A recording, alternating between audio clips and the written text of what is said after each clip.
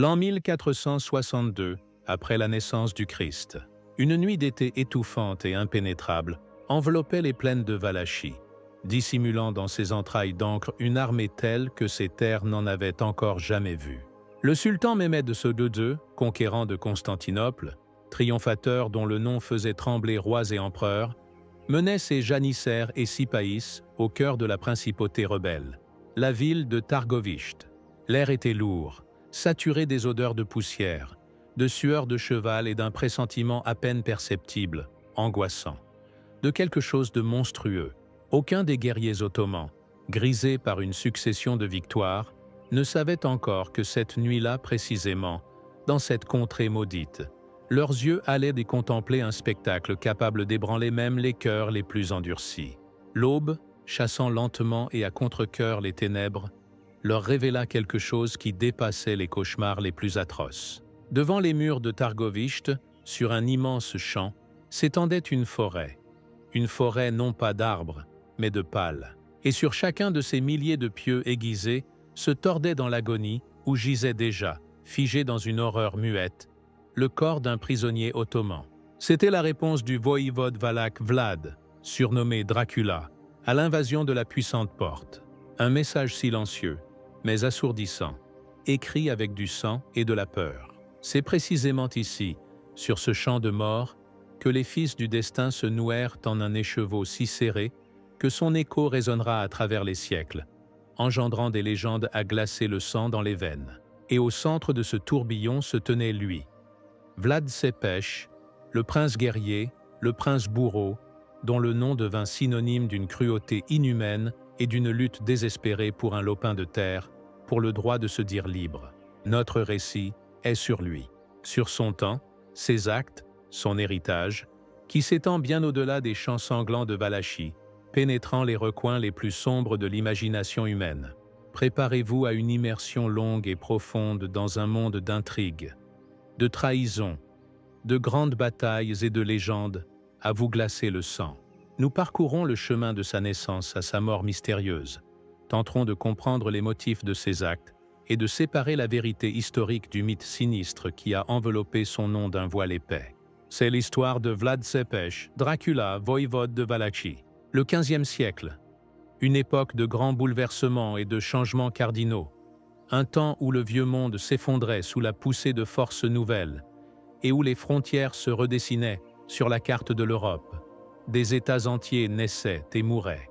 L'Europe du Sud-Est, la péninsule des Balkans, représentait un chaudron particulièrement bouillonnant, où s'entremêlaient les intérêts de puissances redoutables, où le monde chrétien tentait désespérément de contenir l'expansion inexorable d'une force nouvelle, jeune et agressive, l'Empire ottoman. Ces terres, autrefois célèbres pour leurs cultures anciennes et leurs fiers royaumes, étaient désormais le théâtre de guerres incessantes, d'intrigues politiques et d'affrontements religieux. La menace ottomane planait sur les Balkans, tel un nuage d'orage prêt à se déchaîner en une pluie de feu. Après la chute de Constantinople en 1453 sous les coups du sultan Mehmed II, surnommé Fatih, ce qui signifie le conquérant, l'Empire byzantin, bastion millénaire de l'orthodoxie et héritier de Rome, cessa d'exister. Cet événement eut des conséquences psychologiques et géopolitiques colossales pour l'ensemble du monde chrétien. La peur des Ottomans, que beaucoup considéraient comme le fléau de Dieu, la main vengeresse pour les péchés des chrétiens, paralysait la volonté de certains souverains et incitait d'autres à une résistance désespérée. La machine militaire ottomane, bien huilée et impitoyable, semblait invincible. Les janissaires, fantassins d'élite élevés dans la plus stricte discipline et la plus grande loyauté envers le sultan, les sipaïs, cavalerie lourde, constituaient le noyau d'une armée capable d'écraser n'importe quel adversaire. Leur tactique, basée sur des manœuvres rapides, l'utilisation de l'artillerie et un nombre immense, leur apportait victoire sur victoire. Les peuples balkaniques, serbes, bulgares, grecs, albanais, tombaient les uns après les autres sous la domination ottomane, perdant leur indépendance et parfois même leur identité culturelle. Dans ce chaudron en ébullition se trouvait également la Valachie, une petite principauté coincée entre la puissante Hongrie au nord et à l'ouest, l'Empire ottoman, dont les frontières se rapprochaient inexorablement par le sud, et la principauté de Moldavie à l'est. La position géographique de la Valachie, située dans le cours inférieur du Danube, au carrefour d'importantes routes commerciales, en faisait un morceau de choix pour tous ses voisins, et la condamnait en même temps à une lutte constante pour sa survie. Les terres de Valachie étaient fertiles, riches en forêts et en pâturages, ce qui attirait les conquérants. Sa population, majoritairement orthodoxe, parlant une langue du groupe roman, se considérait comme l'héritière des colons romains et des Daces, fière de son histoire et de sa culture.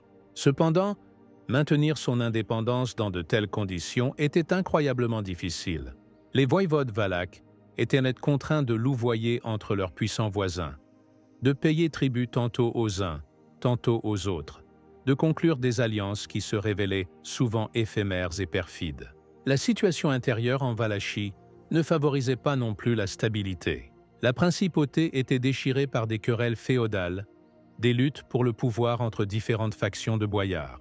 Les boyards, grands propriétaires terriens, jouissaient d'une influence énorme, possédaient leurs propres forces militaires et plaçaient souvent leurs intérêts claniques étroits au-dessus de ceux de l'État. Ils pouvaient placer sur le trône un candidat à leur convenance ou renverser un indésirable, recourant fréquemment à l'aide de forces extérieures, hongrois ou ottomans. Le trône du voïvode était précaire, et chaque souverain devait constamment prouver son droit au pouvoir, en s'appuyant soit sur la force de sa propre épée, soit sur le soutien d'un puissant protecteur. Les changements fréquents de souverains, les complots, les assassinats, tout cela était monnaie courante dans la vie politique de la Valachie du XVe siècle. Cette instabilité affaiblissait la principauté de l'intérieur, la rendant encore plus vulnérable face aux menaces extérieures. Les voisins de la Valachie jouaient également un rôle clé dans son destin.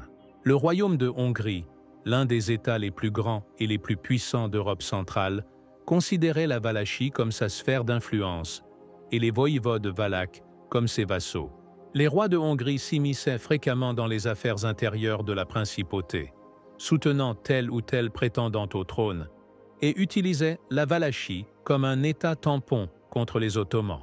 Jean Hunyadi, célèbre chef militaire hongrois, régent du royaume, était l'une des figures clés de la région, organisateur de nombreuses campagnes anti-ottomanes, et sa politique exerçait une influence directe sur le sort de la Valachie et de ses souverains, y compris Vlad Tepes. La principauté de Moldavie, voisine de la Valachie à l'est, cherchait également à préserver son indépendance, louvoyant entre la Pologne, la Hongrie et l'Empire ottoman.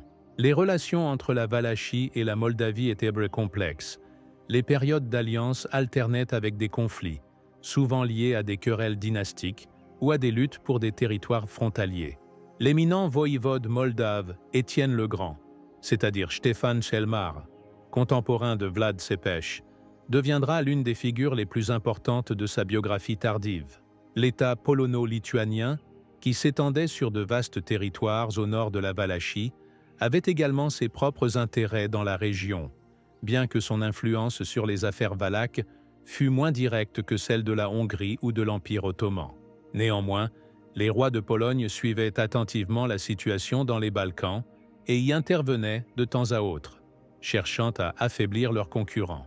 Tel était le monde dans lequel Vlad Tepes allait naître, un monde cruel, dangereux, plein de défis et de menaces, un monde où le droit du plus fort primait sur tous les traités, où la trahison était monnaie courante, et où la vie d'un homme ne valait pas cher.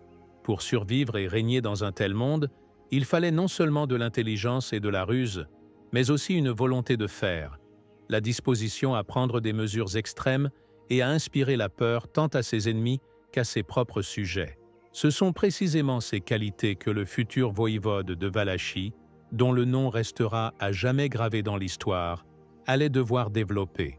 Pour comprendre la personnalité et les motivations de Vlad Tepes, il est nécessaire de se tourner vers ses racines, vers l'histoire de sa lignée, la dynastie des Basarabes, qui régna sur la Valachie pendant de nombreux siècles.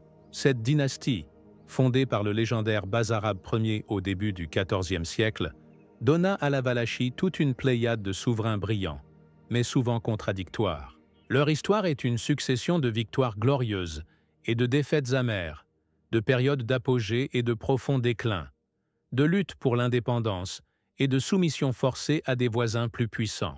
Le sang des Basarabes était chaud et leur caractère indomptable. Beaucoup d'entre eux furent des chefs militaires talentueux et d'habiles diplomates, mais aussi des tyrans cruels, ne reculant devant rien pour conserver le pouvoir. La lignée même des Basarabes se divisa avec le temps en deux branches rivales, les Donecht et les Draculecht. Vlad Tzepes appartenait à la branche des Draculecht, fondée par son grand-père, Mircea l'Ancien, connu sous le nom de Mircea cel Bătrân, Mircea l'Ancien, qui régna sur la Valachie à la charnière des XIVe et XVe siècles, est considéré comme l'un des plus grands voïvodes de l'histoire du pays. Il résista avec succès à l'expansion ottomane, remporta plusieurs victoires sur les Turcs, renforça le pouvoir central et étendit le territoire de la principauté. Son long et relativement stable règne devint un âge d'or pour la Valachie. Cependant, après sa mort, la lutte pour le trône entre ses nombreux descendants et les représentants de la lignée des Donecht reprit avec une nouvelle vigueur, plongeant le pays dans le chaos des guerres intestines. Le père de Vlad Tzepes était Vlad II, entré dans l'histoire sous le surnom de Dracule. Ce surnom, devenu par la suite fatal pour son fils et toute sa famille, a une origine intéressante.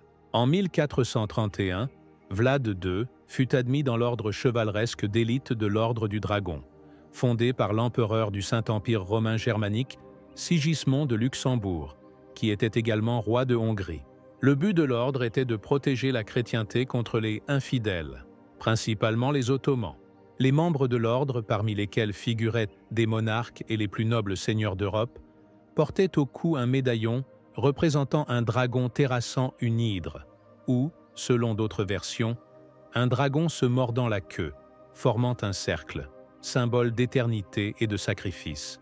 Vlad II, fier de son appartenance à l'ordre, se mit à frapper des monnaies à l'effigie du dragon et à l'utiliser comme symbole personnel. En roumain, le mot « drac » signifie « diable » et « ul » est un article. Ainsi, Dracule peut se traduire par « le dragon » ou, selon une connotation plus tardive et négative, « le diable ». Vlad II lui-même attribuait probablement à ce surnom le premier sens, héroïque, lié à la lutte contre les ennemis du christianisme. La politique de Vlad II Dracule fut complexe et contradictoire. Il fut contraint de louvoyer entre la Hongrie et l'Empire ottoman, essayant de préserver l'indépendance de la Valachie. Il prêta serment de fidélité au roi de Hongrie, mais en même temps, il payait tribut au sultan ottoman. Une telle politique ambivalente était typique de nombreux souverains balkaniques de l'époque, mais elle entraînait aussi souvent des accusations de trahison et d'indécision. Vlad II tenta de renforcer son pouvoir à l'intérieur du pays, luttant contre les boyards insoumis, mais son règne fut instable, interrompu par des exils et des retours sur le trône. Il fut marié plusieurs fois et eut de différentes épouses plusieurs fils, parmi lesquels Mircea II, Vlad, le futur Tzepes, et Radu, surnommé le Beau, c'est-à-dire Cel Frumos. Le surnom Dracule, que portait son père, passa également à ses fils. Vlad III devint connu sous le nom de Dracula, en roumain Draculea, ce qui signifie « fils du dragon » ou « fils du diable ». Si son père pouvait encore s'associer au noble dragon protecteur, pour son fils, dont la réputation était bien plus sinistre, la seconde connotation, « fils du diable », se révéla plus tenace, surtout en dehors de la Valachie. Ce surnom, qui n'avait initialement aucun rapport avec le vampirisme, jouera un rôle clé dans la transformation posthume de l'image de Vlad Tzepes. Un autre surnom célèbre de Vlad III, Tzepes, apparut après sa mort et signifie en roumain « l'empaleur » ou le transperceur. Il désigne directement la méthode de supplice favorite que Vlad pratiqua largement pendant son règne. Ainsi, ces deux noms les plus connus, Dracula et Tzepes, reflètent différentes facettes de sa personnalité et de son héritage historique. Le premier est lié à son origine et à l'ordre paternel, le second à sa cruauté et à ses méthodes de gouvernement. La lutte pour le pouvoir, la trahison et la violence faisaient partie intégrante de la vie de la lignée des Draculecht. Vlad Tzepes apprit dès son plus jeune âge que dans ce monde, on ne peut compter que sur soi-même et sur la force de ses armes. Le sort de son père, Vlad II Dracule, et de son frère aîné, Mircea II, lui servira de dure leçon et déterminera en grande partie son propre chemin. La date et le lieu exact de la naissance de Vlad III Dracula font l'objet de débats parmi les historiens.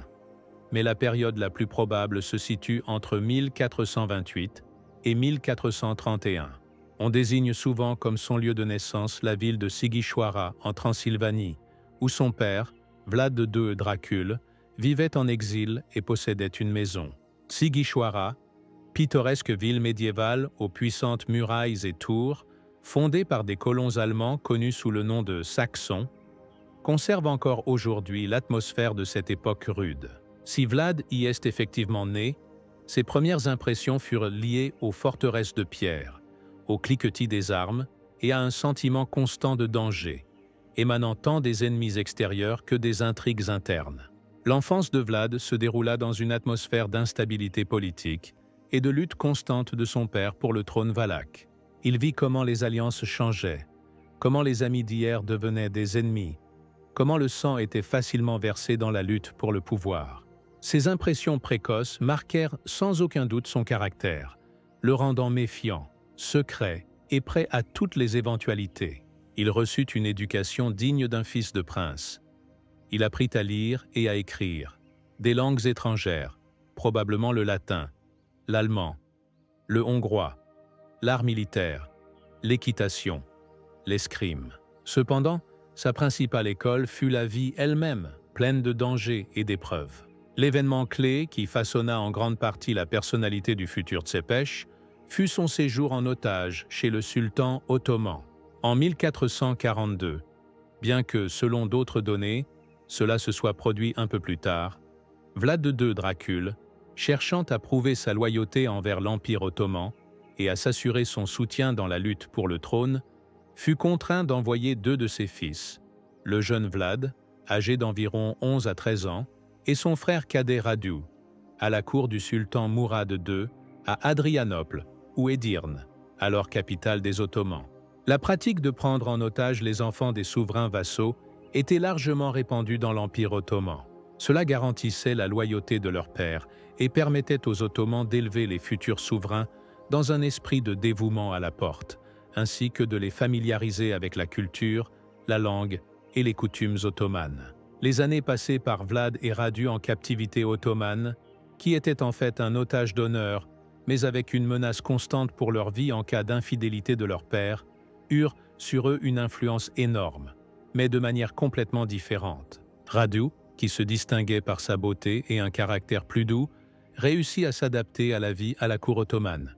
Il se convertit à l'islam, bien que cela soit contesté par certains historiens, devint le favori de l'héritier du trône, le futur sultan Mehmed II, et reçut le surnom de Sel Frumos, le Beau.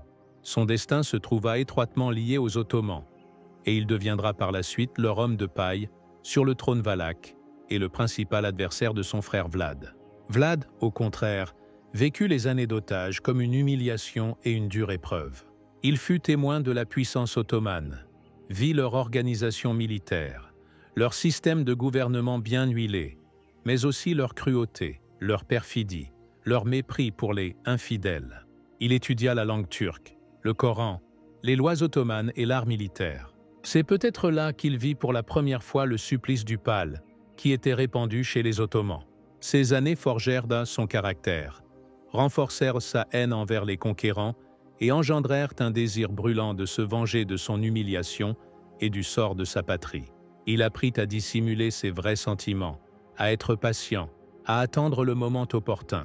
La peur constante pour sa vie, celle de son frère et de son père, ainsi que le sentiment d'impuissance face à un ennemi puissant, contribuèrent probablement au développement en lui de cette cruauté et de cette méfiance qui deviendront ses traits distinctifs. Certains historiens supposent que Vlad aurait pu subir des châtiments physiques ou des tortures pendant son séjour en captivité, ce qui l'aurait encore plus endurci. En 1447, alors que Vlad et Radu étaient toujours otages, une tragédie se produisit en Valachie. Vlad II Dracul, accusé par le régent hongrois Jean Hunyadi de trahison et de collusion avec les Ottomans, fut renversé et tué avec son fils aîné Mircea II. Mircea, qui avait régné quelque temps sur la Valachie avec le soutien de son père, fut aveuglé et enterré vivant par les boyards de la ville de Targovishte, mécontents de son règne cruel. Cette nouvelle, parvenant à Vlad dans l'Empire ottoman, fut pour lui un coup terrible. Il avait perdu son père et son frère, et sa propre vie ne tenait plus qu'à un fil. Cependant, les Ottomans décidèrent de l'utiliser à leur propre fin. La mort de Vlad II les libérait de leurs obligations envers lui, et ils virent dans le jeune Vlad un candidat potentiel au trône valaque, qui leur serait entièrement redevable de son élévation. En 1448, avec le soutien des troupes ottomanes fournies par le sultan Mourad II, Vlad III, âgé d'environ 17 ans, envahit la Valachie et s'empara du trône, renversant Vladislav II, le protégé de Jean Hunyadi. Ce fut le premier règne de Vlad, très court et instable, qui dura seulement quelques mois, probablement d'octobre à décembre. Le jeune voïvode, sans soutien solide à l'intérieur du pays et totalement dépendant des Ottomans, ne put se maintenir au pouvoir. Sa position était extrêmement précaire. Les boyards, se souvenant de la cruauté de son père et de son frère Mircea, le traitaient avec suspicion et hostilité. La population, lasse des guerres incessantes et des changements de souverains, ne lui apporta pas un large soutien. Et surtout, son principal adversaire, Vladislav II, bénéficiait du soutien du puissant Jean Hunyadi, qui ne pouvait tolérer qu'un protégé ottoman soit sur le trône valaque. À cette époque, Jean Hunyadi préparait une grande croisade contre les Ottomans, dont le point culminant fut la bataille de Kosovo-Polje en octobre 1448. Vladislav II, en tant que vassal du roi de Hongrie, participa à cette campagne. Cependant, la campagne se solda par une défaite écrasante de l'armée chrétienne. Malgré cela, Hunyadi, de retour en Hongrie, n'abandonna pas ses plans de restauration du contrôle sur la Valachie. Profitant de l'absence de Hunyadi, occupé par la guerre contre les Ottomans, Vlad III put s'emparer brièvement du pouvoir. Cependant, dès que la situation le permit, Vladislav II, revenu de campagne, avec le soutien de détachements hongrois, chassa facilement le jeune Dracula de Valachie. Vlad dut fuir pour sauver sa vie. Ce premier règne infructueux fut pour Vlad une leçon amère mais importante. Il comprit que le seul soutien extérieur ne suffisait pas pour conserver le pouvoir. Il avait besoin de sa propre force, d'hommes dévoués, du soutien d'au moins une partie de la boyarderie et de la population. Il réalisa également que son principal ennemi n'était pas seulement les Ottomans, mais aussi ceux qui se dressaient sur leur chemin, en l'occurrence les Hongrois et leurs protégés. Sa haine envers Vladislav II, assassin de son père, ou du moins responsable de sa mort, devint encore plus forte. Après son renversement à la fin de 1448, Vlad III Dracula fut contraint de repartir en exil. Commença une longue période d'errance, de recherche d'alliés et d'accumulation d'expérience qui dura environ 8 ans. Ces années furent celles de la formation définitive de son caractère, de l'endurcissement de sa volonté et de l'élaboration de la stratégie qui lui apportera plus tard gloire et terreur. D'abord, Vlad trouva refuge dans la principauté de Moldavie, où régnait son oncle selon une version, du côté maternel, Bogdan II. Les relations entre la Valachie et la Moldavie, comme nous l'avons déjà dit, étaient complexes. Mais les liens de parenté et la menace commune des Ottomans et de la Hongrie rapprochaient parfois leurs souverains. En Moldavie, Vlad passa plusieurs années, approximativement jusqu'en 1451, participant probablement à la vie politique et militaire de la principauté, acquérant de l'expérience dans le gouvernement et la conduite de la guerre. C'est là qu'il se lia peut-être d'amitié avec le jeune Étienne, fils de Bogdan II, le futur Étienne le Grand, qui deviendra plus tard son allié, puis son adversaire.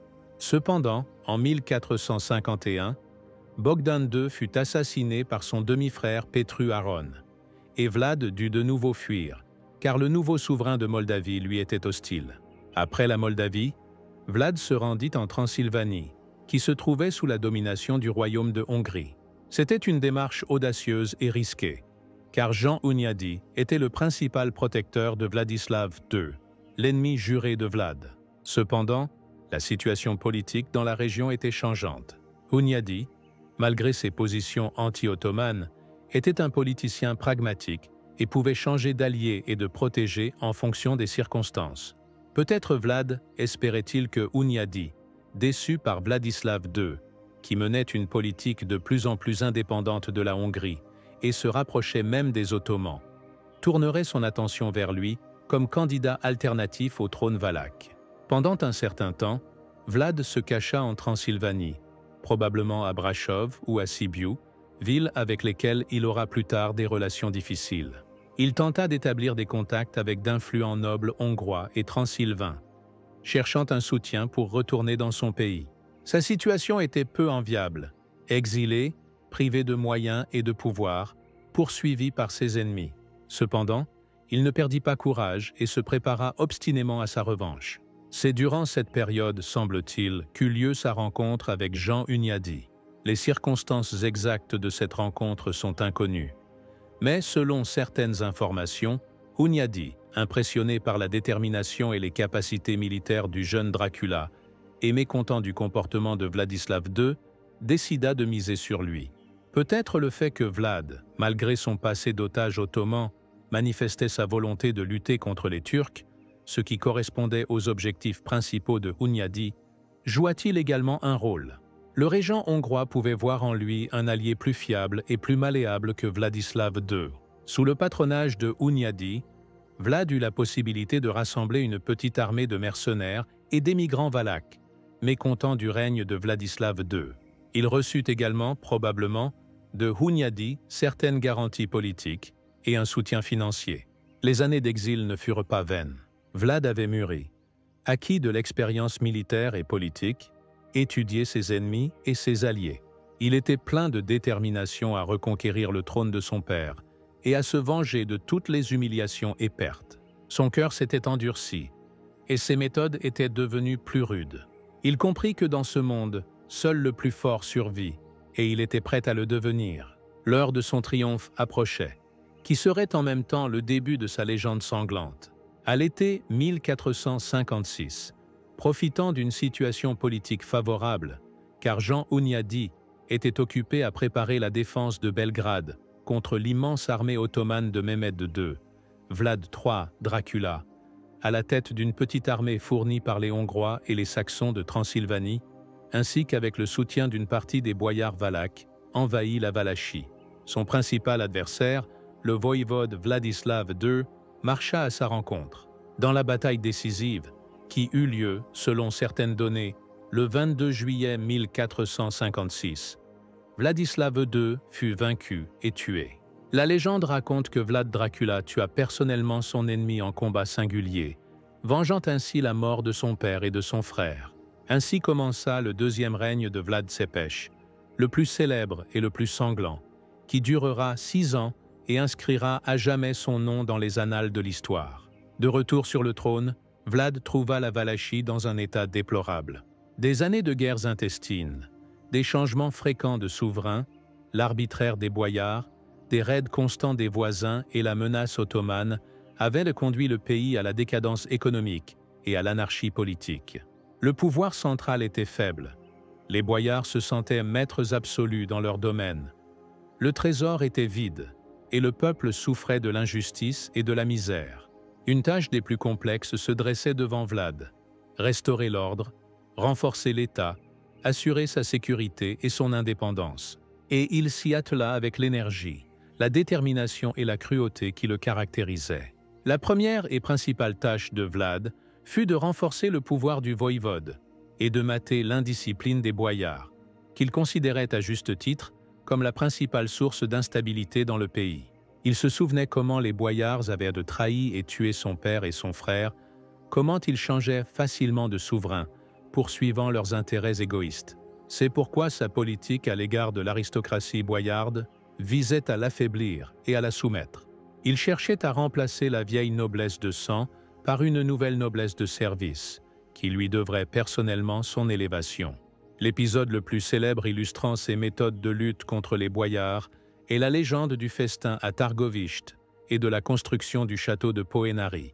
Selon cette légende, qui nous est parvenue en plusieurs versions, principalement dans des pamphlets allemands et des récits russes, Vlad invita à un festin de Pâques les boyards les plus éminents, impliqués dans l'assassinat de son père et de son frère, ainsi que ceux qui intriguaient constamment contre lui. Pendant le festin, il leur demanda combien de voïvodes ils se souvenaient avoir connus de leur vivant. Lorsque les boyards, se vantant de leur longévité et de leur influence, commencèrent à énumérer de nombreux noms, Vlad les accusa d'être responsables, par leur insoumission et leur trahison, de l'agitation perpétuelle du pays. Puis, sur son ordre, les boyards vieux et impotents furent immédiatement empalés dans la cour du palais. Quant aux jeunes et bien portants, ainsi qu'à leurs épouses et filles, en habits de fête, il les força à marcher de nombreux kilomètres dans les montagnes jusqu'aux ruines de l'ancienne forteresse de Poenari, et là, sans repos ni nourriture, sous peine de mort, à construire un nouveau château imprenable, qui devait devenir sa résidence principale et le symbole de son pouvoir. Beaucoup périrent d'épuisement, mais le château fut construit en un temps record. Bien que cette histoire soit probablement embellie et dramatisée, elle reflète l'orientation générale de la politique de Vlad à l'égard des boyards opposants. Il se débarrassait sans pitié de tous ceux qu'il soupçonnait de trahison ou de désobéissance. Les exécutions massives de boyards, la confiscation de leurs terres et de leurs biens devinrent monnaie courante. À leur place, il nommait ses partisans, souvent des gens d'origine modeste, mais qui lui étaient personnellement dévoués. Ainsi, il créait une nouvelle élite, soutien de son pouvoir. Le but de ces mesures cruelles n'était pas seulement la vengeance ou l'intimidation, mais aussi la centralisation de l'État, la création d'un pouvoir fort et unifié, capable de résister tant aux ennemis intérieurs qu'extérieurs. Vlad cherchait à transformer la Valachie d'une principauté féodale fragmentée en une monarchie centralisée, où la volonté du voïvode serait loi pour tous. La cruauté de Vlad Tepes devint légendaire de son vivant. Sa méthode de punition favorite, appliquée aux ennemis, aux traîtres, aux criminels et même aux simples paresseux ou fonctionnaires négligents, était l'empalement. Ce supplice atroce et humiliant, emprunté probablement aux Ottomans, visait non seulement à ôter la vie, mais aussi à semer la terreur dans le cœur de ceux qui auraient pu songer à résister ou à désobéir. Le pal devint le symbole de son règne, de sa justice, qu'il rendait rapidement, sévèrement et publiquement. Les sources de l'époque, en particulier les pamphlets allemands, qui circulèrent activement en Europe et créèrent la légende noire de Dracula, foisonnent de descriptions de ces atrocités monstrueuses. Beaucoup de ces histoires sont sans aucun doute exagérées ou relèvent de la pure fiction, engendrées par la peur et la haine de ses ennemis, en particulier les marchands saxons de Transylvanie, avec lesquels Vlad eut de sérieux conflits. Cependant, même en écartant les inventions les plus invraisemblables, il reste suffisamment de témoignages confirmant son extrême cruauté. La philosophie punitive de Vlad était simple. La peur est le meilleur garant de l'ordre et de l'obéissance. Il estimait que seule une répression exemplaire et impitoyable des contrevenants à la loi pouvait dissuader les autres de commettre des crimes et assurer la stabilité de l'État. Dans les conditions d'anarchie totale qui régnaient en Valachie avant son arrivée au pouvoir, de telles mesures draconiennes eurent peut-être un certain effet. Les légendes racontent qu'à l'époque du règne de Tepes, on pouvait laisser une bourse d'or sur la route sans que personne n'ose la voler, tant la peur du châtiment était grande. De nombreux récits de cas concrets de la justice, de Vlad, ont été conservés. Par exemple, l'histoire des marchands malhonnêtes qu'il fit brûler vifs ou empaler pour avoir trompé leurs clients, ou celle des paysans paresseux qu'il forçait à travailler sous peine de mort, ou encore celle des mendiants et des vagabonds qu'il aurait, selon une légende, rassemblés pour un festin, puis brûlés avec la maison, déclarant qu'il débarrassait le pays des bouches inutiles et des oisifs. On raconte aussi l'histoire de moines qui se plaignaient des exactions des boyards. Vlad, après avoir déterminé qui avait raison et qui avait tort, punit les coupables, sans égard pour leur rang. L'histoire des ambassadeurs étrangers, selon différentes versions, turcs ou italiens, qui, en entrant chez Vlad, n'ôtèrent pas leur couvre-chef, qu'il s'agisse de turbans ou de chapeaux, en signe de respect, est particulièrement célèbre. Lorsque Vlad leur demanda pourquoi ils ne l'avaient pas fait, les ambassadeurs répondirent que telle était leur coutume. « Eh bien, dit Vlad, je veux renforcer votre coutume. » Et il ordonna de clouer leur couvre-chef à leur tête. Cette histoire, comme beaucoup d'autres, visait à démontrer son inflexibilité, son exigence d'une soumission et d'un respect inconditionnel envers son pouvoir ainsi que son humour noir. En créant l'image du tyran juste, Vlad cherchait à montrer que sa cruauté n'était pas dirigée vers un enrichissement personnel ou la satisfaction de penchants sadiques, mais vers le bien de l'État, l'éradication du mal et l'établissement de l'ordre.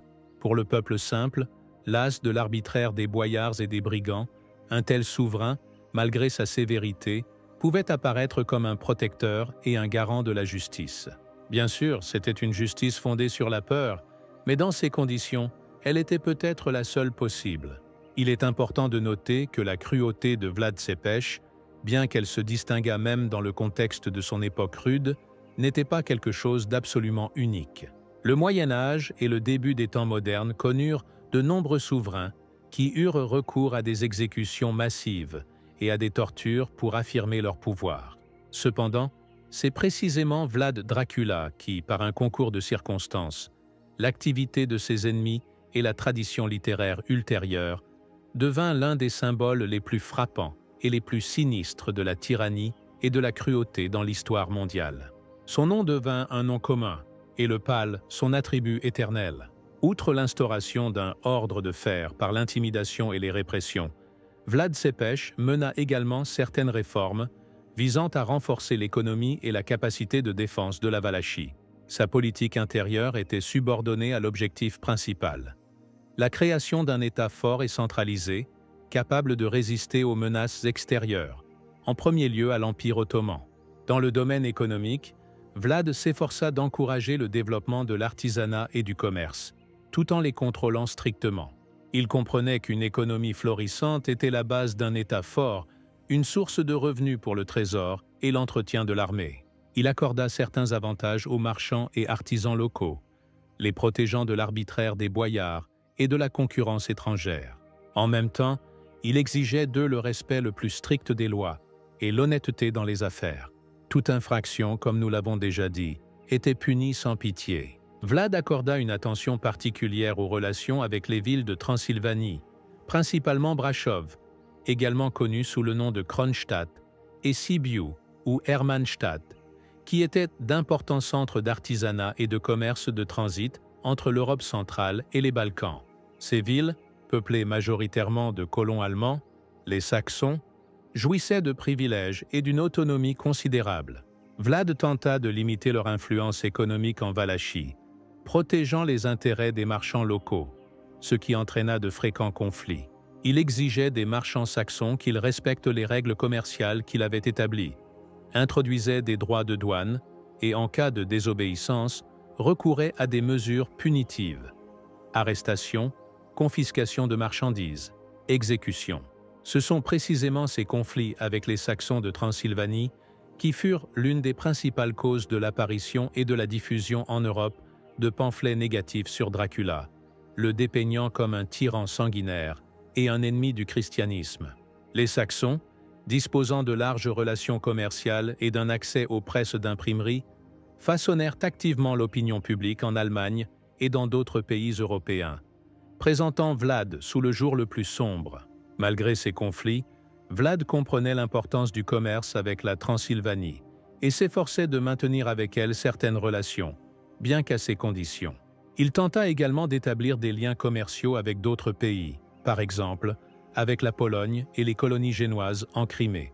Une direction importante de la politique intérieure de Vlad fut le renforcement de l'armée. Il comprenait que sans une armée forte et dévouée, la Valachie ne pourrait défendre son indépendance. Il réorganisa l'armée, augmenta ses effectifs, introduisit une discipline stricte.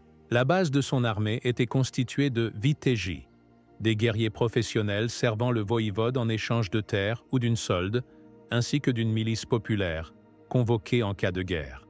Vlad commandait personnellement l'armée, était un chef militaire courageux et talentueux, capable d'enthousiasmer ses guerriers et d'utiliser diverses tactiques, y compris la guérilla et la pression psychologique sur l'ennemi. Il accorda également de l'attention à la construction et à la fortification des places fortes, qui devaient servir de point d'appui à la défense du pays. Outre le château de Poenari déjà mentionné, sa citadelle personnelle, il fortifia d'autres places stratégiquement importantes, telles que Targoviste, la capitale de la principauté, Bucarest, qui sous son règne est mentionné pour la première fois comme résidence princière et commence à acquérir une importance croissante, et Giurgiu, sur le Danube. Vlad aspirait à créer un État fort et centralisé, s'appuyant sur une noblesse et une armée qui lui soient dévouées, avec une économie développée et un système de défense fiable. Ses méthodes étaient cruelles, mais ses objectifs, du moins au début de son règne, correspondaient largement aux intérêts du pays. Cependant, la terreur, devenue l'instrument principal de sa politique, ne pouvait manquer de susciter résistance et haine, tant à l'intérieur du pays qu'à l'extérieur. C'est ce qui, en fin de compte, le conduisit à sa chute. Dès le début de son second règne, Vlad Tsepes adopta une politique indépendante de l'Empire ottoman.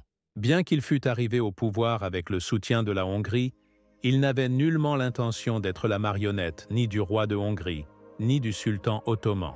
Son objectif principal était d'assurer la souveraineté de la Valachie, et il était prêt à lutter pour cela par tous les moyens.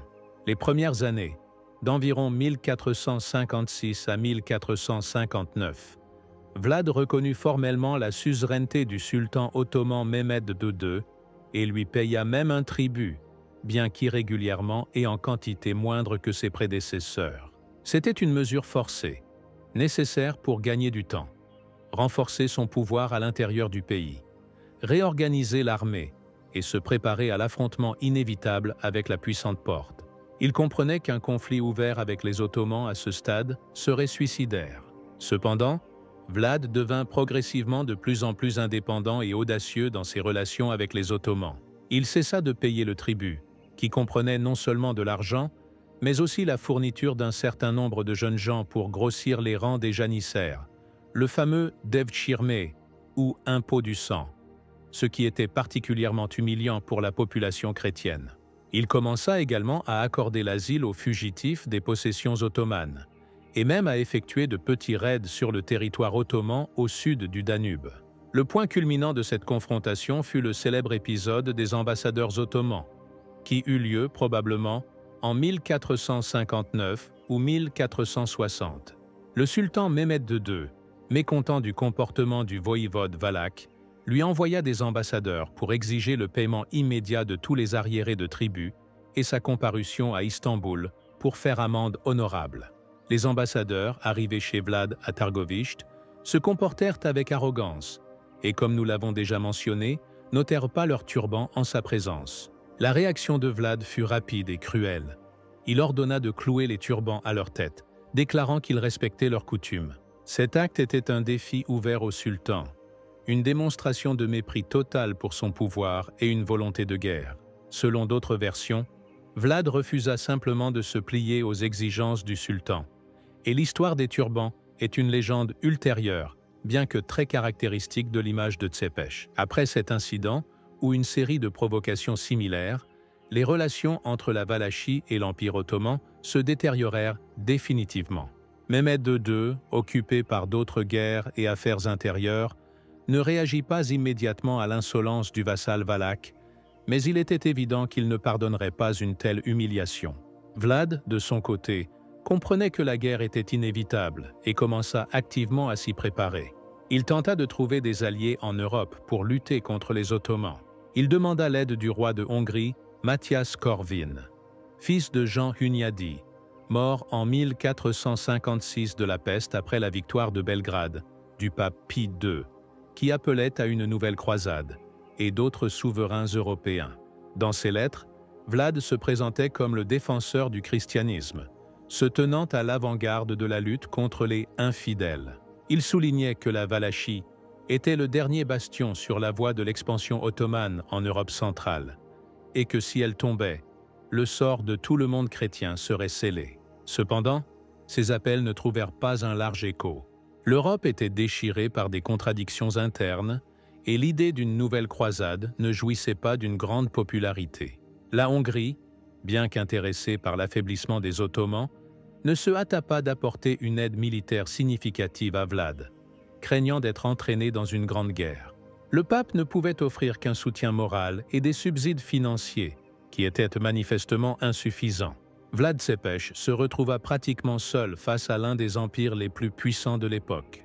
Mais cela ne l'arrêta pas. Il décida de jouer avec la mort, et ce jeu promettait d'être sanglant. Pressentant l'invasion imminente de l'armée ottomane, Vlad Tepes décida de porter un coup préventif.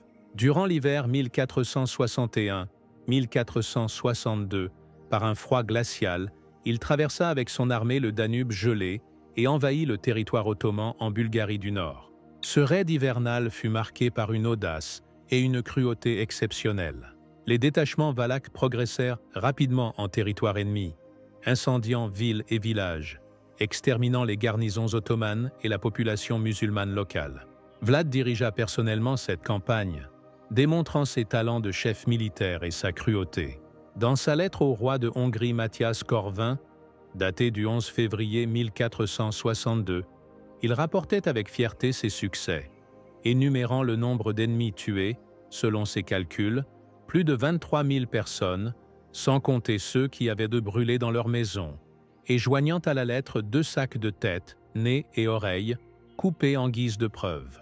Cet acte d'intimidation visait non seulement les Ottomans, mais aussi les alliés européens, auxquels Vlad voulait démontrer sa détermination et sa puissance militaire.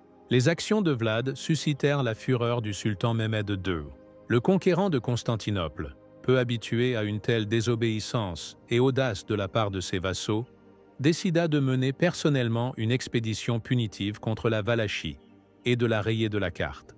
Au printemps 1462, il rassembla une armée immense, dont l'effectif, selon diverses estimations, variait de 60-80 000 à 150-200 000 guerriers, bien que ces derniers chiffres soient probablement exagérés. C'était l'une des plus grandes armées ayant jamais envahi les Balkans. Elle comprenait des régiments de janissaires d'élite, la cavalerie lourde des Sipahis, de l'artillerie, des troupes auxiliaires. De plus, le sultan disposait d'une puissante flotte sur le Danube. Face à cette armada, Vlad Tepes ne pouvait aligner que 20 à 30 000 guerriers au maximum, principalement des troupes légères et sans l'expérience de combat des Ottomans. Comprenant qu'il n'avait aucune chance en bataille rangée, Vlad opta pour une tactique de guérilla et de terre brûlée. En se retirant à l'intérieur du pays, les Valaques détruisaient tout sur leur passage. Ils brûlaient les récoltes, empoisonnèrent les puits, emmenaient le bétail, détruisaient les ponts. Ils tendaient des embuscades, attaquèrent les détachements ottomans partis chercher des vivres ou en reconnaissance, harcelaient l'ennemi par des escarmouches constantes. L'objectif de Vlad était d'empêcher les Ottomans d'utiliser leur supériorité numérique, de les priver de nourriture et d'eau, d'affaiblir leur morale. Le point culminant de cette campagne fut la célèbre attaque nocturne, près de Targovishte, la capitale de la Valachie, qui eut lieu dans la nuit du 16 au 17 juin 1462. Vlad, déguisé en turc et connaissant la langue turque grâce aux années passées en otage, effectua personnellement une reconnaissance dans le camp ottoman. Puis, à la tête d'un détachement d'élite de 7 à 10 000 guerriers, il attaqua soudainement le camp du sultan sous le couvert de la nuit. Le but de l'attaque était de tuer Mehmed II lui-même, ce qui aurait pu entraîner la panique et la désorganisation de l'armée ottomane. Les Valaques firent irruption dans le camp, semant la mort et la destruction, mais ils ne parvinrent pas à atteindre la tente du sultan. Un combat acharné s'engagea, qui dura plusieurs heures. Bien que le sultan n'ait pas été tué, l'attaque nocturne infligea aux Ottomans des pertes considérables, selon certaines sources, jusqu'à 15 000 hommes, et provoqua la panique dans leurs rangs. Mehmed II lui-même, selon des témoins oculaires, fut secoué par l'audace et le courage des Valaques. Cependant, Vlad subit également de lourdes pertes, environ 5 000 tués et blessés, et fut contraint de se retirer. Malgré le succès tactique de l'attaque nocturne, la position stratégique de Vlad restait critique. L'armée ottomane, s'étant remise du choc, poursuivait son offensive sur Targovishte. Et c'est là, aux abords de sa capitale, que Vlad utilisa son arme psychologique la plus terrible, la forêt de Pals. Lorsque les troupes ottomanes approchèrent de la ville, un spectacle effroyable s'offrit à elles. Sur un immense champ, s'étendant sur plusieurs kilomètres de long et de large, étaient dressés des milliers de pales, et sur chacun d'eux se tordait ou gisait déjà le cadavre d'un prisonnier ottoman, capturé lors du raid hivernal ou des escarmouches ultérieures. Selon diverses estimations, le nombre d'empalés variait de 10 à 20 000 personnes. Cela fut fait non seulement pour terrifier l'ennemi, mais aussi pour montrer au sultan que Vlad ne reculerait devant rien dans sa lutte. Le spectacle était si macabre que, selon le chroniqueur ottoman Shalko Kondyles, même le sultan Mehmed II, qui avait vu beaucoup de sang et de morts, fut bouleversé et reconnut qu'il ne pouvait conquérir un pays dont le souverain était capable d'une telle chose. Il dit également qu'un homme commettant de tels actes méritait davantage. Cependant, malgré tous les efforts de Vlad, le déséquilibre des forces était trop grand. L'armée ottomane, bien qu'ayant subi des pertes et étant démoralisée, restait une force redoutable. De plus, Mehmed II avait un autre atout. Le frère cadet de Vlad, Radu Frumos, c'est-à-dire Radu le Beau, qui se trouvait dans le camp ottoman. Le sultan décida de l'utiliser pour diviser la résistance valaque. Radu, qui avait embrassé l'islam et jouissait de la faveur du sultan, fut proclamé nouveau voïvode de Valachie. On lui promit le soutien de l'armée ottomane et aux boyards valaques qui passeraient de son côté, le pardon et des faveurs. De nombreux boyards, las du règne cruel de Vlad, de ses guerres incessantes et de ses impôts élevés, et effrayés par la puissance de l'armée ottomane, préférèrent se ranger du côté de Radu, y voyant un moindre mal et un espoir de paix. Vlad se retrouva isolé. Son armée fondait. Les hommes qui lui étaient fidèles se faisaient de plus en plus rares. Comprenant que toute résistance ultérieure était vaine, il fut contraint de quitter Targovishte et, avec un petit détachement de guerriers fidèles, de se retirer en Transylvanie, espérant obtenir l'aide du roi de Hongrie, Matyas Korvin. La Valachie tomba sous le pouvoir de Radu le Beau, qui devint un vassal ottoman.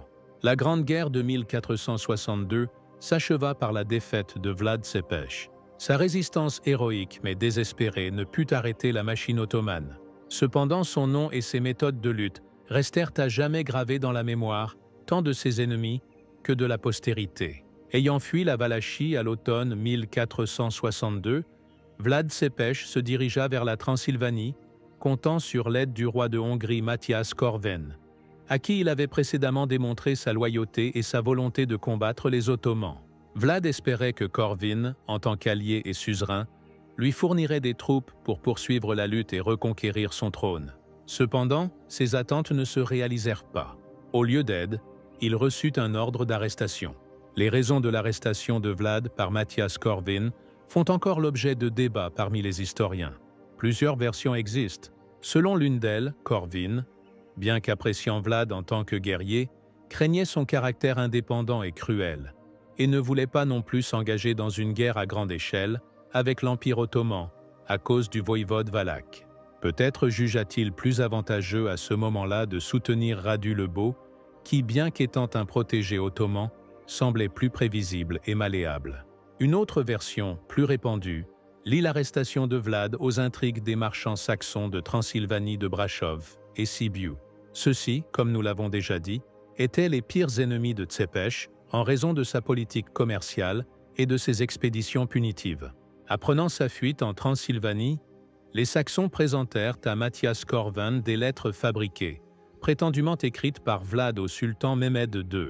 Dans ces lettres, Vlad aurait offert son aide au sultan pour la conquête de la Hongrie, en échange de sa restauration sur le trône valaque. Bien que l'authenticité de ces lettres soit très douteuse et qu'il s'agisse très probablement d'une habile falsification, elles atteignirent leur but. Matyas Korvin, peut-être lui-même ne croyant pas entièrement à la trahison de Vlad, utilisa ces lettres comme prétexte à son arrestation, afin de justifier ses actions auprès du pape et d'autres souverains européens, auxquels il avait précédemment présenté Vlad comme un combattant pour le christianisme, et dont il recevait des subsides pour la guerre contre les Turcs. En arrêtant Vlad comme traître, Korvin pouvait s'approprier ses fonds.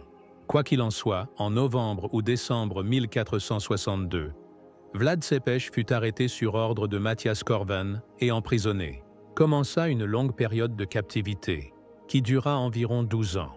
Ses conditions de détention évoluèrent avec le temps. Au début, il fut probablement détenu dans des conditions plus strictes, peut-être dans l'une des forteresses royales de Transylvanie ou en Hongrie même. Cependant, son régime de détention s'adoucit progressivement. Il fut transféré à Buda, la capitale de la Hongrie, puis à Visegrad, où on lui offrit des conditions plus confortables, proche d'une assignation à résidence. Il pouvait recevoir des visiteurs, chasser, mener une vie relativement libre, bien que sous surveillance. C'est durant cette période de captivité, selon certaines sources, que Vlad épousa une représentante de la noblesse hongroise, peut-être une parente de Matyáš Korvin lui-même. Son nom est souvent mentionné comme Ilona ou Justina Szilágyi, cousine du roi. Ce mariage, s'il eut réellement lieu, put être autant un calcul politique de la part de Corvin, cherchant à s'attacher l'ancien voïvode valaque et à l'utiliser à l'avenir, qu'un résultat de sympathie personnelle. De ce mariage, Vlad aurait eu, selon certaines informations, 2 fils, qui s'intégrèrent par la suite à l'aristocratie hongroise. Pendant sa longue captivité, Vlad ne perdit pas espoir de retourner en Valachie. Il suivait attentivement les événements dans son pays natal, où le règne de son frère Radu le Beau, totalement dépendant des Ottomans, ne jouissait pas de la popularité auprès de la population et de nombreux boyards. Radu menait une politique d'apaisement de la porte, ce qui suscitait le mécontentement de la partie patriotique de la société valaque. La lutte pour le pouvoir se poursuivait dans le pays, et Matyáš Korvin gardait peut-être Vlad, en réserve, comme candidat potentiel au trône, qu'il pourrait utiliser au moment opportun. C'est précisément pendant les années de captivité hongroise de Vlad Tzépes que commencèrent à circuler activement en Europe les pamphlets allemands, ou Histoire du voïvode Dracula. Il s'agissait de petites brochures imprimées, publiées en Allemagne, qui décrivaient de manière sensationnaliste et souvent exagérée les cruautés et les méfaits du souverain valaque. Leurs auteurs ou commanditaires étaient probablement les Saxons de Transylvanie, qui se vengèrent de Vlad pour sa politique. Ces pamphlets, devenus une sorte de best-sellers médiévaux, jouèrent un rôle énorme dans la formation de la légende noire de Dracula, le présentant comme un monstre, un sadique et un ennemi du christianisme. Ils jetèrent les bases de la diabolisation ultérieure de son image et de sa transformation en vampire dans la littérature du XIXe siècle. Pendant ce temps, la situation politique dans la région évoluait. Radu le Beau mourut, ou fut renversé, vers 1473-1475, et Basarab III, Laiota Selbetrin, représentant de la branche rivale des Donetsk, monta sur le trône valaque avec le soutien des Ottomans. Matyáš Korvin, préparant une nouvelle campagne contre l'Empire ottoman, décida qu'il était temps d'utiliser à nouveau Vlad Tzépes. Vers 1474-1475, Vlad fut libéré de captivité, où ses conditions furent considérablement adoucies, et il fut autorisé à reprendre une activité politique et militaire active. Il fut de nouveau considéré comme un allié de la Hongrie dans la lutte contre les Ottomans et leur protégé en Valachie. 12 années d'attente et d'humiliation touchaient à leur fin. Vlad Dracula se préparait pour son dernier combat. En 1476, après une interruption de plus de 10 ans, Vlad Tzépes eut la chance de remonter sur le trône valaque. Matyáš Korvin, roi de Hongrie, planifiait une nouvelle campagne anti-ottomane et voyait en Vlad un chef militaire expérimenté et un allié potentiel, capable de diriger la Valachie et d'orienter ses forces contre la porte. Avec le soutien des troupes hongroises, ainsi que des détachements du voïvode moldave Étienne le Grand, c'est-à-dire Stefan Chelmar, qui était son cousin et un allié de longue date, bien que leur relation n'ait pas toujours été facile, Vlad envahit la Valachie. Son adversaire était Basarab III, Laiota Selbetrin, le protégé ottoman, qui régnait sur la Valachie depuis 1473. Basarab Laiota ne jouissait pas d'une grande popularité dans le pays, et de nombreux boyards étaient prêts à soutenir le retour de Vlad, espérant la restauration de l'indépendance et de l'ordre. La campagne militaire fut courte mais réussie. Les forces combinées de Vlad, des Hongrois et des Moldaves écrasèrent les troupes de Basarab Laiota, qui fut contraint de fuir le pays. En novembre 1476, Vlad Tzépes monta pour la 3e fois sur le trône valaque. Il semblait que ses longues errances et humiliations étaient terminées, et qu'il pourrait à nouveau gouverner sa patrie. Cependant, son 3e règne se révéla encore plus court et plus tragique que le premier. Il ne dura qu'environ 2 mois, de novembre à décembre 1476 ou début janvier 1477. La position de Vlad était extrêmement précaire. Bien qu'il eût reconquis son trône, la majeure partie des troupes avec lesquelles il était venu, à savoir les Hongrois et les Moldaves, quitta bientôt la Valachie, le laissant avec son propre petit détachement, composé principalement de mercenaires et de quelques boyards qui lui étaient peu fidèles. Les Ottomans, ne voulant pas accepter la perte du contrôle sur la Valachie, entreprirent immédiatement une contre-offensive, soutenant Basarab Laiota, Selbotrin, qui revint avec de nouvelles forces. Vlad se retrouva pratiquement seul face à des forces ennemies supérieures. De nombreux boyards valaques, craignant la vengeance des Ottomans ou ne voulant pas subir à nouveau le règne cruel de Tsepech, ne lui apportèrent pas le soutien nécessaire ou passèrent même du côté de l'ennemi.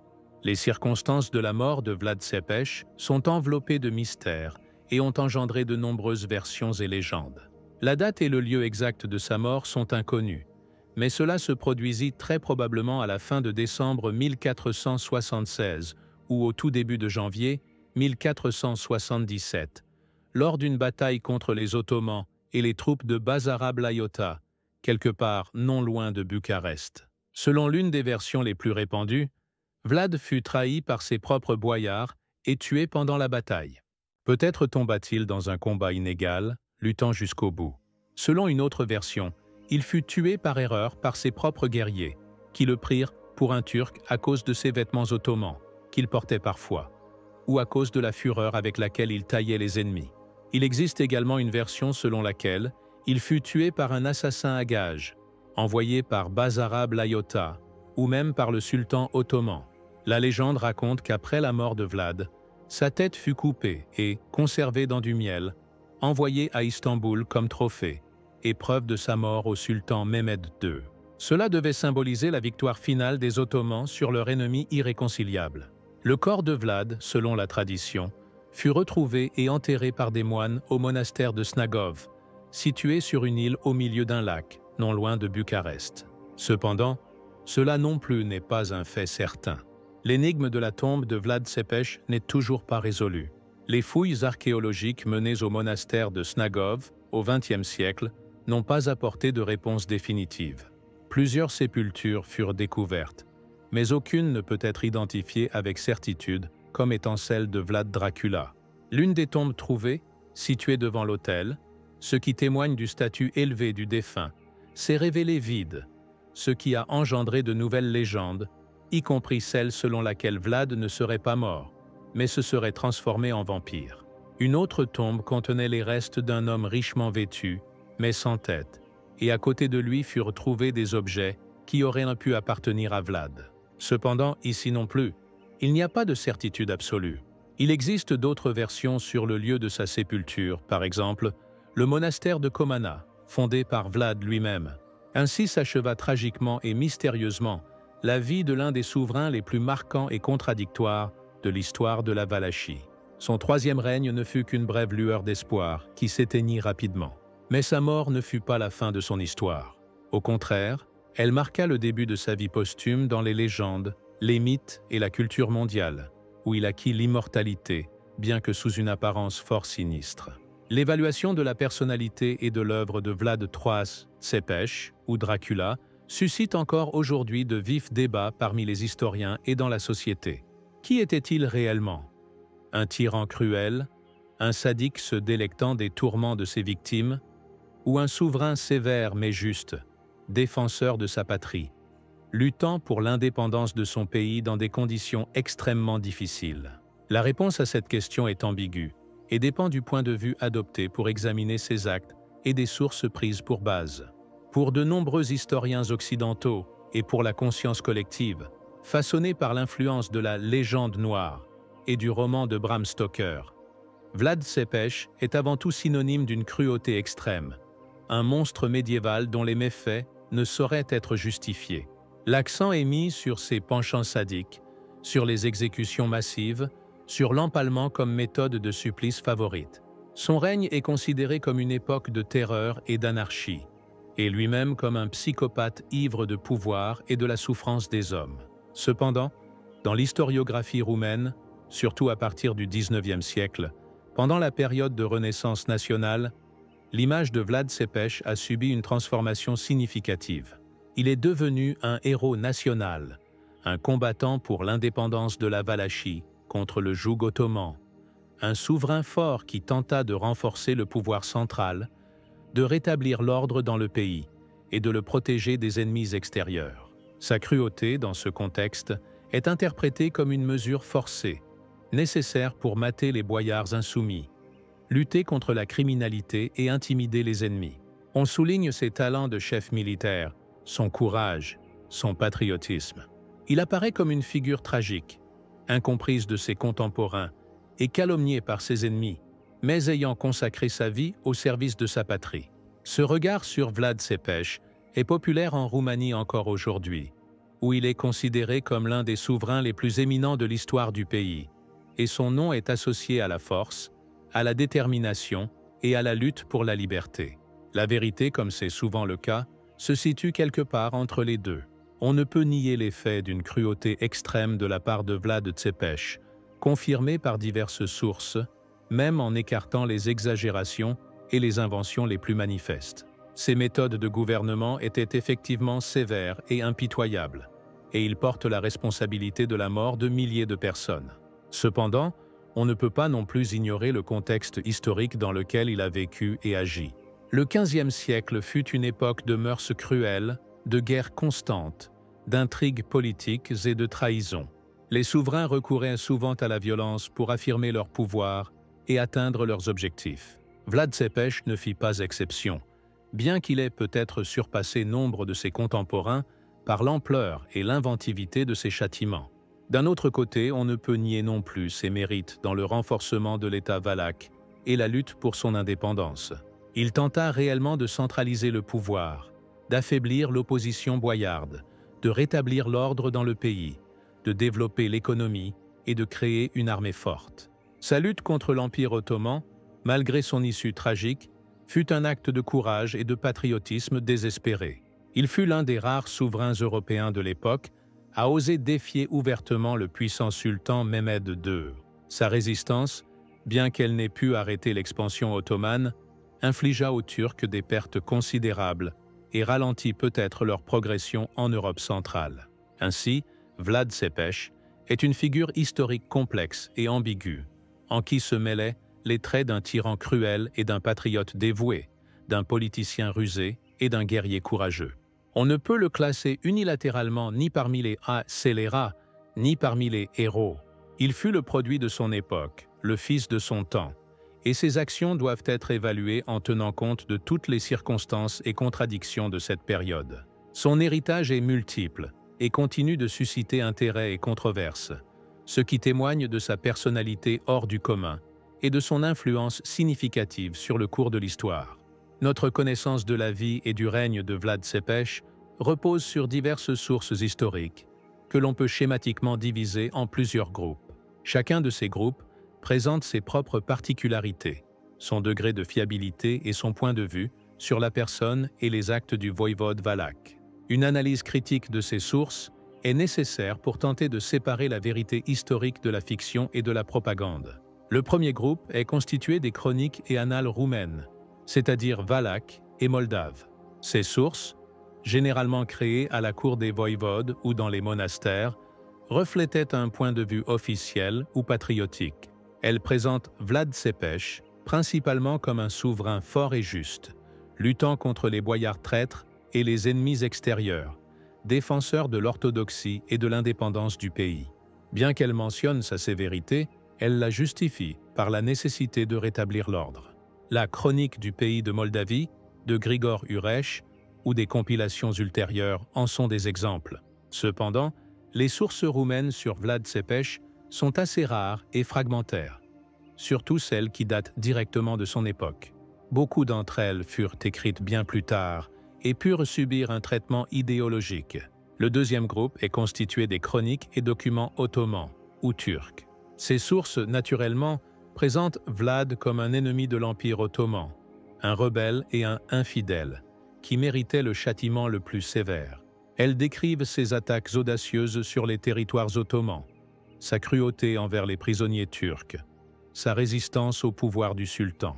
On peut citer comme exemple les chroniques d'auteurs tels que Tursun Bey, Mehmed Neşri, ou des historiens ultérieurs de l'Empire ottoman.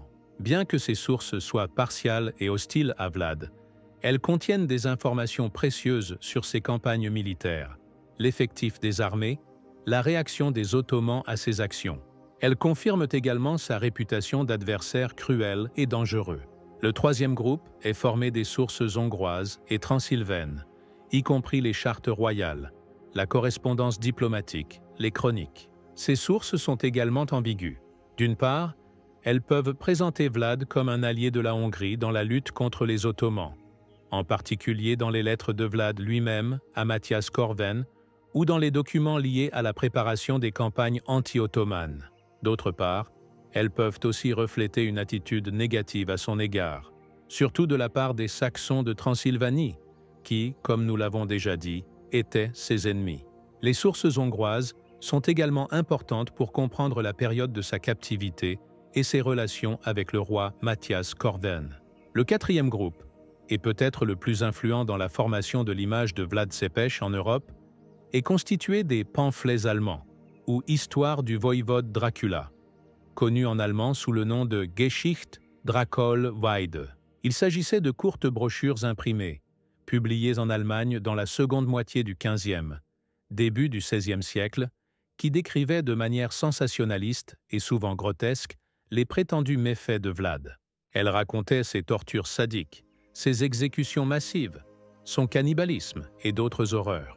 Ces pamphlets, illustrés de gravures macabres, par exemple représentant Vlad festoyant parmi des victimes empalées, jouirent d'une immense popularité auprès du public européen et contribuèrent à la création de la légende noire de Dracula.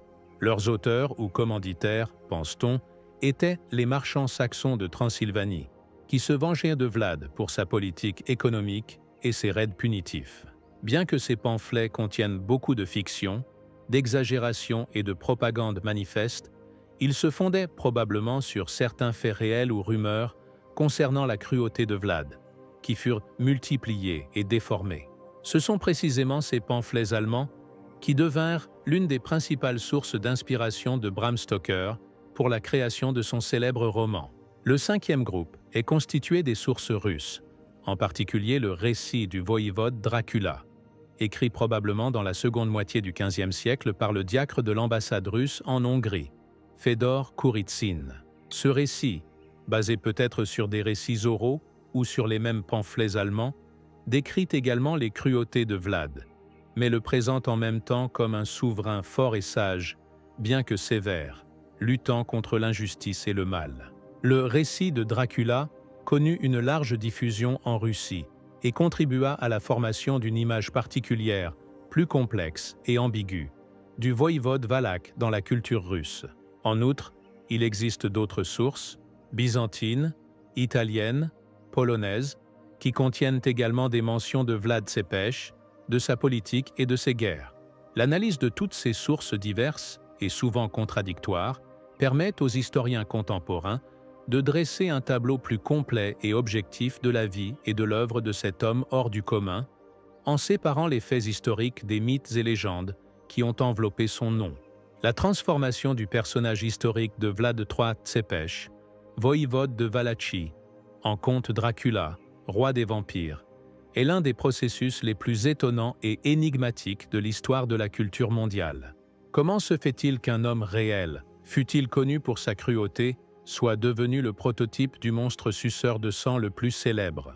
Un rôle clé dans cette transformation fut joué, premièrement, par le surnom même de Vlad, Dracula. Comme nous l'avons déjà dit, il provient du surnom paternel Dracul, lié à l'ordre du dragon, et signifie « fils du dragon ». Cependant, en roumain, le mot « drac » signifie également « diable », ce qui conférait au surnom une connotation sinistre, en particulier pour ceux qui étaient hostiles à Vlad. Cette ambiguïté et la connotation négative du mot « Dracula » furent la première étape sur la voie de sa diabolisation. Deuxièmement, les pamphlets allemands des XVe et XVIe siècles, déjà mentionnés, jouèrent un rôle énorme. Non seulement ils décrivaient les cruautés réelles ou fictives de Vlad, mais ils leur donnaient également un caractère surnaturel, diabolique. Dans ces pamphlets, Vlad apparaissait comme une créature infernale, un tyran se délectant des tourments de ses victimes, buvant leur sang, bien qu'il n'y eût pas encore d'accusation directe de vampirisme, mais des allusions à des rituels sanglants et au sadisme étaient présentes. Ces pamphlets, largement diffusés en Europe, créèrent une image durable de Dracula comme incarnation du mal. Troisièmement, le folklore joua également son rôle. Dans le folklore balkanique et est-européen existaient depuis des temps immémoriaux des croyances aux vampires, aux zoupirs, aux vourdalaks, des morts qui sortaient la nuit de leur tombe pour boire le sang des vivants. Ces créatures étaient souvent associées à des tyrans, des scélérats, des sorciers ou des personnes mortes de mort non naturelle ou maudite. Bien qu'il n'y ait aucune preuve directe que Vlad Tepes ait été considéré comme un vampire en Valachie de son vivant ou immédiatement après sa mort, sa réputation de souverain cruel et les circonstances mystérieuses de sa mort et de son enterrement purent favoriser l'apparition de telles rumeurs et légendes. Cependant, la transformation définitive de Vlad Dracula en vampire eut lieu bien plus tard, à la fin du XIXe siècle, grâce à l'écrivain irlandais Bram Stoker et à son roman gothique Dracula, publié en 1897. Stoker, en travaillant sur son roman, étudia l'histoire et le folklore de l'Europe de l'Est. Il tomba sur le nom Dracula et sur des informations concernant le cruel voïvode valaque du XVe siècle, probablement grâce à des travaux d'historiens ou aux mêmes pamphlets allemands. Il fut attiré par ce nom sonore et sinistre, ainsi que par la réputation du Dracula historique en tant que tyran et buveur de sang au sens figuré. Stoker décida d'utiliser ce nom et certains détails de la biographie de Vlad Tepes pour créer son personnage principal, un vampire aristocratique de Transylvanie. Il est important de noter que Bram Stoker n'avait pas pour objectif d'écrire un roman historique sur Vlad Tepes. Il n'emprunta que son nom, certains traits de caractère, tels que l'autorité, la cruauté, les talents militaires, et quelques faits biographiques isolés, par exemple, la lutte contre les Turcs et une origine transylvanienne, bien que le Vlad historique fût voïvode de Valachie, et que la Transylvanie fût plutôt son lieu de naissance et de séjour temporaire. La principale source d'inspiration de Stoker fut néanmoins le folklore sur les vampires, et non les chroniques historiques. Il créa une image littéraire entièrement nouvelle du comte Dracula, qui n'avait qu'un rapport lointain avec son prototype réel. Néanmoins, le succès du roman de Stoker fut retentissant. Le comte Dracula devint le vampire archétypal, symbole du mal, de la séduction et de l'immortalité. Et grâce à ce roman, le nom du Vlad Tepes historique se trouva à jamais lié au monde des vampires. Une superposition de l'image littéraire sur la personnalité historique se produisit. Et pour beaucoup de gens dans le monde entier, Vlad Dracula et le comte vampire devinrent pratiquement synonymes. Ainsi, la naissance du vampire Dracula est un processus complexe où se sont entremêlés faits historiques, croyances folkloriques, propagande, fiction littéraire et coïncidences. Le Vlad Tepes historique n'était pas un vampire au sens littéral du terme, mais son surnom, sa réputation et l'imagination créatrice de Bram Stoker en firent le buveur de sang le plus célèbre de l'histoire de la culture mondiale. Cette transformation est un exemple frappant de la manière dont l'histoire et le mythe peuvent interagir, créant des images nouvelles, inattendues et extrêmement vivaces. L'image de Vlad Tepes, tant en tant que personnalité historique que son alter ego littéraire, le comte Dracula, a exercé une influence énorme sur la culture mondiale, en particulier sur la littérature, le cinéma, la musique et l'industrie du jeu. Cette influence est multiple et contradictoire, reflétant différentes interprétations de sa figure complexe. En littérature, après Bram Stoker, d'innombrables œuvres consacrées aux vampires ont vu le jour, et beaucoup d'entre elles font d'une manière ou d'une autre référence à l'image de Dracula. Certains auteurs ont tenté de réinterpréter le personnage de Stoker, de lui donner plus de profondeur, de tragique ou même de romantisme. D'autres ont créé des images de vampires entièrement nouvelles, mais l'ombre de Dracula planait invisiblement sur elles aussi. Il existe également des œuvres qui tentent de revenir au Vlad Tepes historique, d'explorer sa vie réelle et son règne, de le séparer du mythe vampirique. On peut citer comme exemple des romans historiques, des biographies, des recherches scientifiques. Le cinéma, peut-être, a le plus contribué à la popularisation et à la visualisation de l'image de Dracula. Depuis le film muet de Friedrich Murnau, Nosferatu le vampire, tourné en 1922, qui était une adaptation libre du roman de Stoker, où les noms furent changés en raison de problèmes de droit d'auteur, jusqu'aux innombrables films hollywoodiens et européens. Le comte Dracula est devenu l'un des personnages les plus reconnaissables et les plus souvent portés à l'écran de l'histoire du cinéma. Des acteurs aussi célèbres que Bela Lugosi, Christopher Lee, Gary Oldman, Frank Langella et bien d'autres l'ont incarné. Chacun d'eux a apporté quelque chose de personnel à l'image, créant différentes facettes de celle-ci, de l'aristocrate séducteur élégant au monstre hideux ou à l'anti-héros tragique. Il existe également des films qui tentent de raconter l'histoire du Vlad Tepes historique. Par exemple, le film roumain Vlad Tepes de 1979 du réalisateur Doru Năstase ou l'américain Dracula Untold de 2014 du réalisateur Gary Shore, bien que ce dernier mélange aussi fortement l'histoire avec le fantastique. En musique, l'image de Dracula a également trouvé son reflet. Il existe des opéras, des comédies musicales, des œuvres symphoniques qui lui sont consacrées. De nombreux groupes de rock et de métal utilisent la thématique vampirique et l'image de Dracula dans leurs chansons et albums, attirant les auditeurs par une atmosphère de mystique, d'horreur et de rébellion. Dans l'industrie du jeu, Dracula et les vampires sont également des personnages populaires. Il existe de nombreux jeux vidéo et de société où les joueurs sont invités à combattre Dracula, à devenir lui-même ou à explorer des mondes peuplés de vampires. La série de jeux Castlevania, par exemple, est largement basée sur l'affrontement entre le clan de chasseurs de vampires Belmont et le comte Dracula. De plus, l'image de Vlad Tepes et le mythe de Dracula sont activement utilisés dans l'industrie touristique roumaine. Le château de Bran en Transylvanie, bien que le Vlad historique n'y ait probablement jamais vécu, mais s'y soit peut-être arrêté brièvement, est promu comme le château de Dracula et attire des millions de touristes du monde entier. La ville de Sighișoara, où Vlad serait né, le monastère de Snagov, où il serait enterré selon la légende, sont également des sites touristiques populaires. Cette exploitation du mythe, d'une part, contribue au développement du tourisme et à la popularisation de l'histoire et de la culture roumaine, mais, d'autre part, conduit souvent à une distorsion des faits historiques et à leur confusion avec la fiction. Ainsi, Vlad Tepes, personnalité historique du XVe siècle, et le comte Dracula, personnage littéraire du XIXe siècle, se sont fondus en un phénomène culturel unique, aux multiples facettes et extrêmement influent. Son image continue d'émouvoir les esprits, d'inspirer artistes, écrivains, réalisateurs, de susciter controverses et discussions.